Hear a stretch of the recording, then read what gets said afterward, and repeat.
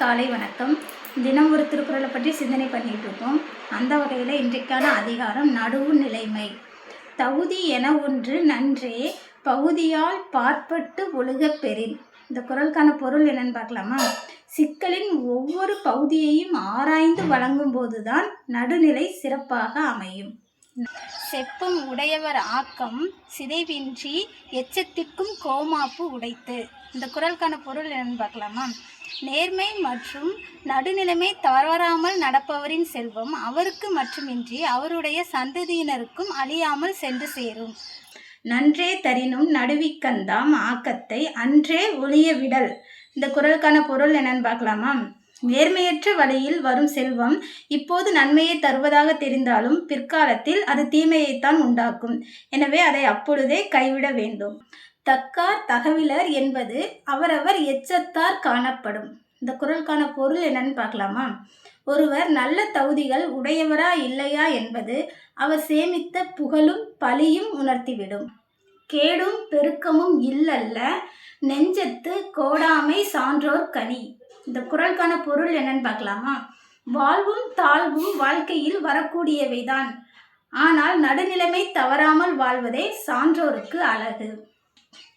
கெடுவல்யான் என்பது அறிகதன் நெஞ்சம் நடு ஒரியி அல்ல செய்யின். இந்த குறளுக்கான பொருள் என்னன்னு பார்க்கலாமா? நேர்மை தவறி மனதில் நடுநிலைமை இல்லாமல் தீய செயல்களை செய்ய நினைத்தாலே தான் கெட்டு போவோம் என்பதை உணர்ந்து கொள்ள வேண்டும்.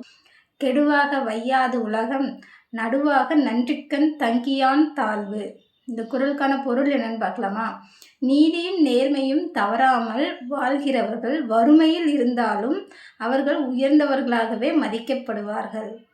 சமன் செய்து சீர்தூக்கும் கோல் போல் அமைந்தொருவால் கோடாமை சான்றோர் கனி. இந்த குறளுக்கான பொருள் என்னன்னு பார்க்கலாமா? தராசு முள் போல நடுநிலைமையுடன் ஒரு பக்கம் சாயாமல் நேர்மையுடன் வாழ்வதே அறிவுடைய சான்றோருக்கு அழகு ஆகும். சொற்கோட்டம் இல்லது செப்பம் ஒருதலையா உட்கோட்டம் இன்மை பெறின். இந்த குறளுக்கான பொருள் என்னன்னு பார்க்கலாமா? மனம் தூய்மையாக இருந்தால் பேச்சு நேர்மையாக இருக்கும். நடுநிலைமை என்பது உள்ளத்திலும் சொல்லிலும் ஒரு சேர கோணல் இல்லாமல் இருப்பதே ஆகும்.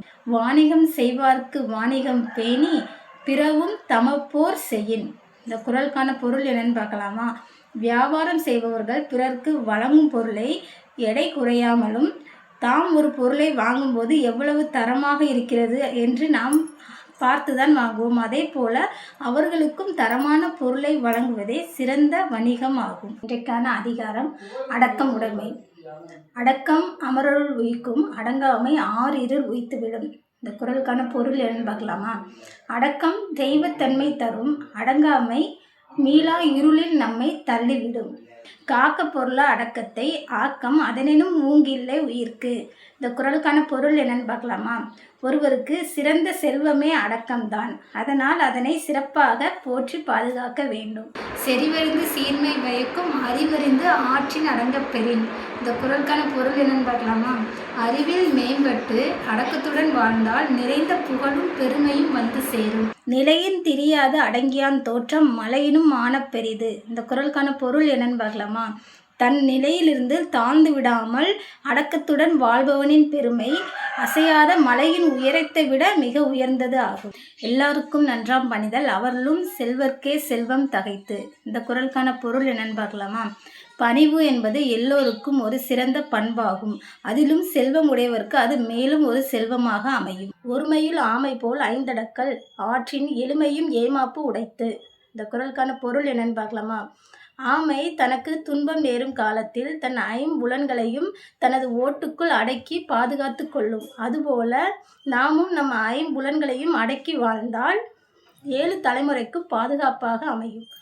யாகாவார் ஆயினும் நாக்காக்க காவாக்கால் சோகாப்பர் சொல்லிலுக்கு பட்டு. இந்த குறளுக்கான பொருள் என்னன்னு பார்க்கலாமா? யாராக இருந்தாலும் எதை அடக்க விட்டாலும் நாவினை அடக்கி பேச வேண்டும். இல்லை என்றால் சொற்குற்றம் ஏற்பட்டு துன்பத்திற்கு ஆளாவார்கள். ஒன்றானும் தீச்சொல் பொருட்பயன் உண்டாயின் நன்றாகாதாகிவிடும். இந்த குறளுக்கான பொருள் என்னன்னு பார்க்கலாமா? ஒருவர் பேசும் வார்த்தைகளில் பல வார்த்தைகள் நல்ல வார்த்தைகளாக பேசினாலும் ஒரே ஒரு தீய சொல் பேசிவிட்டால் அவர் பேசிய நல்ல பலன்கள் எல்லாம் மறைந்து போகும், தீமையை தான் உண்டாக்கும். இந்த குறள் எல்லாருக்கும் தெரிந்த குறளாகத்தான் இருக்கும். தீயினால் சுட்டப்புண் உள்ளாரும் ஆறாதே நாவினால் சுட்டவடு. இந்த குறளுக்கான பொருள் என்னன்னு பார்க்கலாமா? நெருப்பினால் ஏற்படும் காயங்கள் சில காலங்களில் ஆறிவிடும், ஆனால் தீய சொற்களால் ஏற்படும் காயம் ஆறாத வடுவாக மாறி கதம் காத்து கற்றடங்கள் ஆற்றுவான் செவ்வி அறம் பார்க்கும் ஆற்றின் நுழைந்து. இந்த குறளுக்கான பொருள் என்னன்னு பார்க்கலாமா? கோபத்தை அடக்கி நல்லதை கற்று அடக்கத்துடன் வாழ்பவரை அறம் தானே தேடி வரும். நன்றி, வணக்கம்.